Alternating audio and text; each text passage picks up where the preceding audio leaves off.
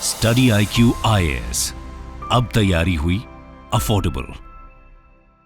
Friends, साल 2024 को year of the triple COP के नाम से भी रेफर किया जा रहा है। इस साल 3 इंपॉर्टेंट मीटिंग्स हुए कॉन्फ्रेंस ऑफ पार्टीज के, और वो तीनों इक्वली सिग्निफिकेंट हैं। सबसे पहला, सबसे इंपॉर्टेंट, कॉप 29 क्लाइमेट चेंज से रिलेटेड, जो हुआ बाकू अजरबैजान में। दूसरा, कॉप 16 बायोडाइवर्सिटी से रिलेटेड, हुआ कैली कोलंबिया में।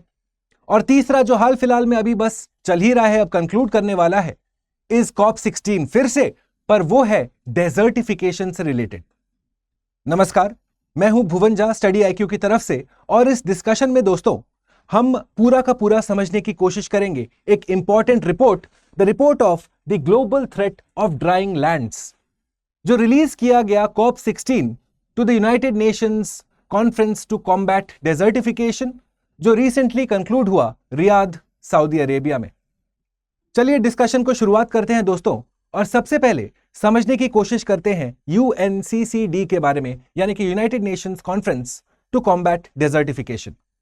अगर इसके ओरिजिन की हम बात करें, तो जैसा मैंने आपको बतलाया, year of the triple COP, ये तीनों जो कॉप्स है, कॉन्फ्रेंस ऑफ पार्टीज हैं, इनका ओरिजिन है रियो 1992 में रियो डी जेनेरो, ब्राजील में एक इंपॉर्टेंट कॉन्फ्रेंस हुआ, और वहां से उभर के आए 3 इंपॉर्टेंट कॉप्स।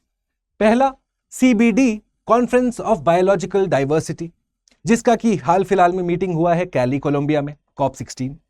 दूसरा आया UNFCCC, United Nations framework convention to combat climate change, जो कि हुआ रिसेंटली बाकू अजरबैजान में। और तीसरा, UNCCD का कॉप 16 का मीटिंग, जो हुआ रियाद, सऊदी अरेबिया में। अगर इसके और डिस्कशन के बारे में और फैक्ट्स के बारे में हम देखें, तो you will see it was open for signature इन 1994, और भारत इसको साइन करता है 1996 में। उसी साल वो एंटर करता है फोर्स में भी।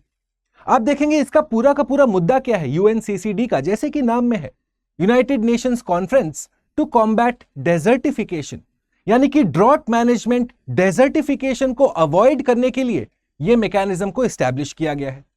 अगर भारत की तरफ से हमारे नोडल एजेंसी की हम बात करें, तो बड़ा सिंपल है, मिनिस्ट्री ऑफ एनवायरमेंट, फॉरेस्ट और क्लाइमेट चेंज इसका नोडल एजेंसी है।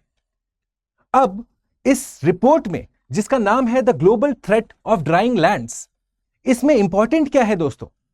आप देखेंगे 3/4 अर्थ का land, 3/4 of earth's land is now permanently drying up। धीरे धीरे क्लाइमेट चेंज के इफेक्ट्स अब हमें दिखना शुरू हो रहा है दोस्तों। 75% of land on earth is now at the risk of drawing up. और इसका इफेक्ट क्या होगा, इसका इंपैक्ट क्या होगा, इसको थोड़ा बारीकी से समझते हैं। सबसे पहला इंपैक्ट आप देखेंगे दोस्तों, it is to do with our agriculture. जैसे जैसे लैंड ड्राई होना शुरू होगा, एरिडिटी होगी, सबसे पहला हमारा फूड सिक्योरिटी का लॉस होगा।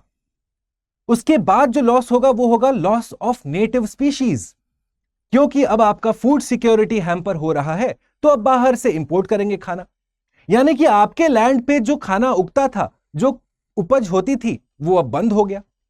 दूसरा आप देखेंगे is to do with ecosystems, हमारे लॉस ऑफ बायोडाइवर्सिटी हम देखेंगे, क्योंकि अगर लैंड सूख रहा है तो उसके साथ जो एनिमल्स, जो प्लांट्स, जो माइक्रो ऑर्गेनिजम्स मिलते हैं, वो भी लुप्त हो जाएंगे। साथ ही आप देखेंगे क्लाइमेट चेंज में भी इसको बढ़ावा मिलेगा। जो स्टोर्ड कार्बन है हमारा लैंड के ऊपर, चाहे वो ट्रीज में हो, चाहे वो प्लांट्स में हो, या ओशन के नीचे एल्गे में हो, वो सारा अब एटमॉस्फेयर में रिलीज होगा। तो जैसे जैसे हम और ड्राई होना शुरू होंगे, वैसे वैसे क्लाइमेट चेंज को फीडबैक लूप मैकेनिज्म के तरफ से और ज्यादा बढ़ोतरी मिलेगी। तीसरा आप देखते हैं हमारा लाइवलीहुड्स, यानी कि जॉब्स, इकोनॉमिक सिक्योरिटी, उस पे भी सीधा सीधा चोट पड़ेगा, जिसके चलते पॉवर्टी में और ज्यादा इजाफा होगा। तो जब हमने इंपैक्ट समझ लिया दोस्तों, इस मैप को थोड़ा देखिए। What it says is 77.6% of earth's land has become permanently drier in the years leading up to 2020 as compare to the previous 30 year periods. आखिरकार ये हो क्यों रहा है? लैंड हमारा ड्राई क्यों हो रहा है? इन्वायरमेंट के कॉन्सेप्ट में एक एसोसिएटेड कॉन्सेप्ट है टिपिंग पॉइंट का। जैसे जैसे क्लाइमेट चेंज का इफेक्ट बढ़ता चला जाएगा, हम देखेंगे कि हमारे वो एरियाज जहां बारिश हुआ करता था वहां बारिश नहीं होता है, जहां बारिश नहीं होता था वहां ज्यादा बारिश हो रही है, ग्रीनिंग हो रही है।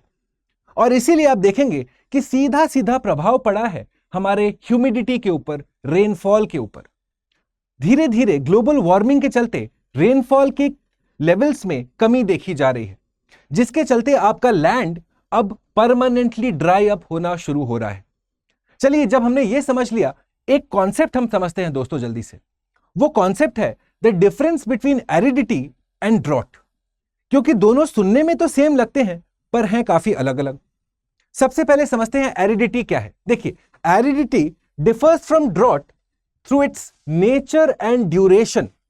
नेचर अर्थात किस तरह का प्रभाव है, और ड्यूरेशन कितने लंबे तक। तो आप क्या देखेंगे, ड्रॉट्स जो होते हैं ये शॉर्ट टर्म के लिए होते हैं, शॉर्ट टर्म पीरियड के लिए होते हैं। जब सूखा पड़ेगा उसके बाद हो सकता है कि बारिश वापस हो जाए, नॉर्मलसी शुड रिटर्न। पर एरिडिटी में हम क्या देखते हैं दोस्तों, ये एक लॉन्ग टर्म इफेक्ट है, काफी दफा ये परमानेंट भी होगा। फॉर एग्जाम्पल, कॉन्टिनेंट्स के वेस्टर्न साइड पे हमें डेजर्ट्स मिलते हैं, वो ड्रॉट नहीं है, वो एरिडिटी है, क्योंकि आपका वहां पे हाई प्रेशर जोन है, कोल्ड करंट्स हैं, जिसके चलते बारिश नहीं होती है। तो ड्रॉट एंड एरिडिटी के इस तालमेल को जरूर समझिएगा। चलिए आगे चलते हैं। की डिफरेंस क्या है, droughts also cause massive losses, those are recovery as possible. यानी कि अगर सूखा पड़ता है तो रिकवरी जरूर हो सकती है, पर एरिडिटी रिकवर होना शायद पॉसिबल ना हो, मुमकिन ना हो। जब हमने यह समझ लिया दोस्तों, अब समझते हैं इसका इंपैक्ट थोड़ा गहराई से। इस मैप को अगर आप देखेंगे, यह मैप है हमारा डिजास्टर्स के related. Living with risk report एक निकला था, उसमें अगर आप देखेंगे ये ब्लड रेड कलर में इंडो चाइना को डिपिक्ट किया गया है। इसका मतलब क्या है, क्योंकि हमारे यहां पॉपुलेशन सबसे ज्यादा है, जैसे जैसे क्लाइमेट चेंज होगा उसका सबसे ज्यादा प्रभाव, सबसे ज्यादा इफेक्ट हमें इंडो चाइना में देखने को मिलेगा। और इसीलिए जब ये यूनाइटेड नेशंस कॉम्बैट डेजर्टिफिकेशन का कॉन्फ्रेंस अभी रिसेंटली जो रियाद में हुआ, जो रिपोर्ट निकला उसमें सबसे ज्यादा थ्रेट बतलाया गया है इंडो चाइना को और साथ में अफ्रीकन कंट्रीज को। यानी कि इसका प्रभाव हम पे सबसे सिवियर होगा। आपने हमने पहले वाले डिस्कशंस में सुना होगा कि हिमालयाज में ग्लेशियर्स के साइज अब छोटे हो रहे हैं, ग्लेशियल रिट्रीट हो रही है। इसका अर्थ क्या है कि ना सिर्फ फूड सिक्योरिटी पर वाटर सिक्योरिटी पे भी सीधा सीधा चोट पहुंचेगा। अगर इसकी इकोनॉमिक इंपैक्ट की हम बात करें दोस्तों, तो जैसा मैंने बतलाया कि आप देखेंगे decline in gross domestic product आपको मिलेगा, स्पेशली अगर हम सब सहारन कंट्रीज की बात करें, यानी कि जिन कंट्रीज के पास ऑलरेडी इकोनॉमिक पोटेंशियल कम है, उनको और ज्यादा झेलना पड़ेगा इस डेजर्टिफिकेशन के इफेक्ट के साथ। सिमिलरली आप देखेंगे increasing aridity expected to play a role in larger and more intense wild fires, क्योंकि सूखा पड़ रहा है, पत्ते ट्विग्स प्री मॉनसूनल टाइम पे ऐसे भी सूखे पड़े रहते हैं। बारिश अगर कम हुआ या नहीं हुआ तो वाइल्ड फायर्स और ज्यादा होंगे, वाइल्ड फायर्स और ज्यादा हुए मतलब कार्बन डाइऑक्साइड एमिशन और ज्यादा हुआ, कार्बन डाइऑक्साइड एमिशन और ज्यादा हुआ, यानी कि फिर से फीडबैक लूप मैकेनिज्म में आप घुस गए, डेजर्टिफिकेशन और ज्यादा होगा। सिमिलरली आप देखते हैं स्पीशीज का लॉस होगा, अब वो चाहे हमारे मैमल्स हो, रेप्टाइल्स हो, फिश हो, एम्फिबियन हो। वैसे भी WWF world wild life fund for nature का लिविंग प्लैनेट रिपोर्ट अगर आप देखेंगे तो उसमें कहा गया कि करीब करीब 70% of species are at the threat of extinction. अब वो क्यों हो रहा है, क्योंकि सीधा सीधा क्लाइमेट चेंज अब अपना रूप दिखा रहा है। Last and not the least, sand and dust storms अब और कॉमन होते जाएंगे, यानी कि जो हार्श वेदर कंडीशंस हैं, एक्सट्रीम वेदर कंडीशंस हैं, उन पे और इजाफा होगा। अच्छा, एक और चीज देखिए, अब आप सोच रहे होंगे कि अगर इतना गहरा प्रॉब्लम है तो इसके साथ कॉम्बैट कैसे किया जाए, इसके साथ लड़ा कैसे जाए। देखिए, जैसे जैसे हम ग्रीन एनर्जी की तरफ बढ़ेंगे, सबसे मेजर मुद्दा उठता है पैसे का। Who will fund this entire transition to a green economy? और यहां पे क्लाइमेट जस्टिस का कॉन्सेप्ट जुड़ा है। जिन कंट्रीज ने सबसे पहले कोयला जलाया, सबसे ज्यादा समय तक कोयला जलाया, ऑयल जलाया या नेचुरल गैस जलाया, और उसके बाद जो कॉन्सिक्वेंट पॉलिटिकल ऑर्डर उभर के आया, फॉर एग्जाम्पल कोलोनियलिज्म। कोलोनियलिज्म क्यों आया दोस्तों? क्योंकि वेस्टर्न कंट्रीज के पास इंडस्ट्रियल रेवोल्यूशन सबसे पहले आया। इंडस्ट्रियल रेवोल्यूशन के आने की वजह से उनके पास टेक्नोलॉजिकल एक्सपर्टीज आई, जिसके वजह से वो कॉलोनियल ऑर्डर एस्टैब्लिश कर सके। अब कॉलोनियल ऑर्डर जब एस्टैब्लिश करा आपने, तो उसके बाद आपने कंट्री को एक्सप्लॉइट भी किया। फॉर एग्जाम्पल इंडिया के केस में हम देखेंगे लार्ज स्केल टिम्बर का फेलिंग हुआ, मिनरल रिसोर्सेज का एक्सट्रैक्शन हुआ। काफी दफा हमने देखा होगा वर्ल्ड वॉर में इंडिया का कंट्रीब्यूशन को अंडर एस्टिमेट किया जाता है। हम सिर्फ सोचते हैं कि हमने कितने लोग भेजे, हम ये नहीं सोचते कि हमने कितने रिसोर्सेज भेजे। और इसीलिए आज के टाइम जब हम डेजर्टिफिकेशन से लड़ने की बात करते हैं, तो ये तो वही बात हो गई कि आपने हमारे हाथ पैर काट दिए और अब हमें मैराथन में दौड़ने को कह रहे हो। कैसे हो सकता है वो? इसीलिए क्लाइमेट जस्टिस का कॉन्सेप्ट डेजर्टिफिकेशन के साथ भी एसोसिएटेड है। यानी कि अगर हमें डेवलपिंग कंट्रीज को या अंडर डेवलप्ड कंट्रीज को ग्रीन इकोनॉमी की तरफ ट्रांजिशन करना है, तो उसके लिए चाहिए फंडिंग, पैसे चाहिए। वो कौन देगा? Those countries that have been most responsible for this problem, which is the Western world. और इसी पे लेके United Nations conference to combat desertification COP16 Riyadh Saudi Arabia में बहुत सारा पैसा भी रेज किया गया है। पर पैसा रेज करना यानी कि पैसा उठाना तो आधा स्टोरी है दोस्तों। उसके बाद पैसा को डिस्ट्रीब्यूट कैसे करना है, अकाउंटेबिलिटी और ट्रांसपेरेंसी आप कैसे लाएंगे, इन सब पे भी चर्चा करने की आवश्यकता है। तो आने वाले दिनों में UNCCD का जो ये रिसेंट रिपोर्ट आया है, इसका एप्लीकेशन और इसका इंटरप्रिटेशन देखने लायक होगा। चलिए, ये था UNCCD COP16 Riyadh Saudi Arabia पे जो रिसेंट रिपोर्ट आया है, उस पे एक एंड टू एंड डिस्कशन। अगर आप ये टॉपिक समझ पाए, please do consider leaving a like and a comment. ये रहा मेरा टेलीग्राम चैनल भुवन स्टडी IQ के नाम से। अगर आप ये स्कैन करेंगे तो आप इसके साथ एक्सेस कर सकते हैं। अब आप पूछेंगे भला हमें ये टेलीग्राम चैनल क्यों जुड़ना चाहिए? अगर आप साल 2025, साल 2026 या साल 2027 के सिविल सर्विसेज एग्जामिनेशन के लिए प्रिपेयर कर रहे हैं, तो ज्योग्राफी, एनवायरनमेंट और डिजास्टर मैनेजमेंट से related important articles, value added material, important PDF और हर वीकेंड क्वेश्चन सॉल्विंग एबिलिटी को एक्सेस करने के लिए जरूर इस टेलीग्राम चैनल के साथ आप जुड़ें। Once again, the name is Bhuvan study IQ। ये रहा मेरा इंस्टाग्राम हैंडल।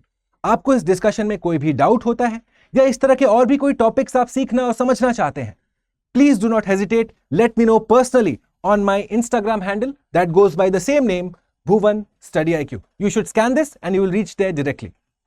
चलो, before I go forward friends, very quickly, study IQ का ज्योग्राफी ऑप्शनल बैच साल 2026 के स्टूडेंट्स के लिए अब लॉन्च होने वाला है from the 21st of December 2024, जिसके अंदर आपका पूरा सिलेबस हम कंप्लीट करेंगे by the end of May. यानी कि आप अपना ऑप्शनल प्रिपेयर कर लेते हो फर्स्ट एंड फॉरमोस्ट। और ये ध्यान रखिएगा कि ऑप्शनल को पीछे नहीं छोड़ना है, क्योंकि ऑप्शनल ही वो नैया है जो आपका मेंस से पर्सनालिटी टेस्ट तक का जर्नी में आपका हेल्प करता है। अगर आपके ऑप्शनल में 500 मार्क्स का, जिसका वेटेज होता है बाय द वे, पूरा मेंस 1750 मार्क्स का, ऑप्शनल का वेटेज है 500 मार्क्स। यानी कि कोई भी सीरियस स्टूडेंट सबसे पहले अपने ऑप्शनल को प्रिपेयर करें।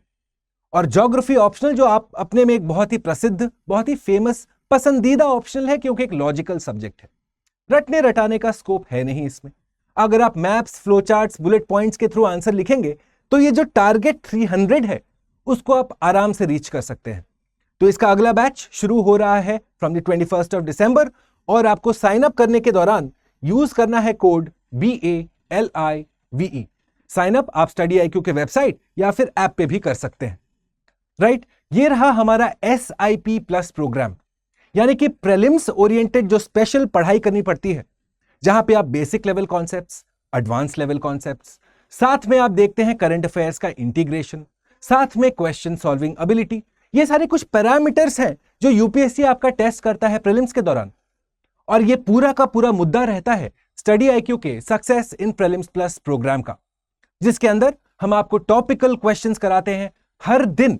आफ्टर एवरी क्लास 50 सवाल आपको दिया जाता है।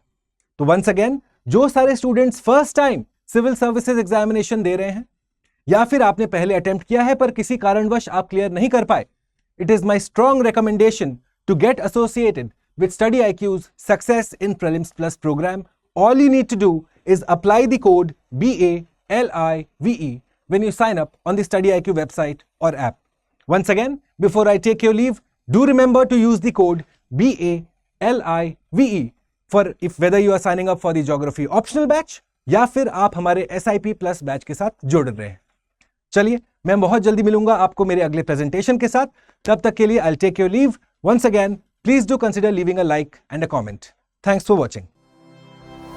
स्टडी IQ IAS, अब तैयारी हुई अफोर्डेबल।